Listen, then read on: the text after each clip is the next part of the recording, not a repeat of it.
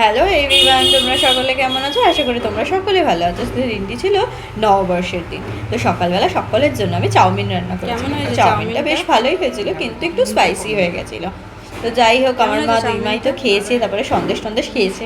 বাবা ওই দিন শুয়েছিল, কারণ বাবার শরীরটা খুবই খারাপ ছিল, বাবার পায়টায় ব্যথা ছিল।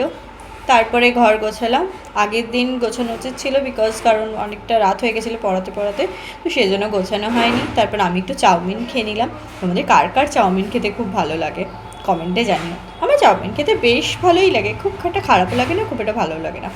তো যাই হোক, ওইদিকে খাচ্ছে চাউমিন, ওরও বেশ ভালোই লেগেছে, কিন্তু ঝাল লেগেছে, ওটাই বোঝাই যাচ্ছে। তারপরে তোমাদের নববর্ষ কেমন কাটলো? আর তারপর দেখো, আমি চলে গেছিলাম মায়ের বাড়ি থেকে এলাম। এসে তারপরে ও বললো যে তাড়াতাড়ি চলে এসো, একটু শপিং করতে যাবো। তো চলো যাই, কি করব, তখন গেছি বাইকে করে যাচ্ছি শপিং করতে। আর হেলমেটটা তোমরাই বুঝতেই পারছো কতটা বড় আমার মাথা থেকে। তো যাই হোক, গেলাম শপিং করতে, টুকটাক জামা কিনলাম মায়েদের জন্য, ও কিছু কিনলো। ব্যাড লাক, আমার জন্য পেলাম না আমি কিছু। এটা বলো তো কোথায় এটা? চলো আমি বলেই দিই, এটা হচ্ছে জুডিও।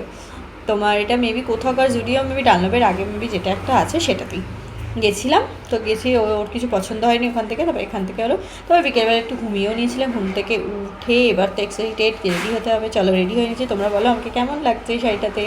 তারপর গাড়িতে বসে এবার গেছি যেখানে যাওয়ার। তো সেখানে গিয়ে তারপরে দিদিদের সাথে নববর্ষ করে আইসক্রিম খেয়ে নিয়েছি। টাটা।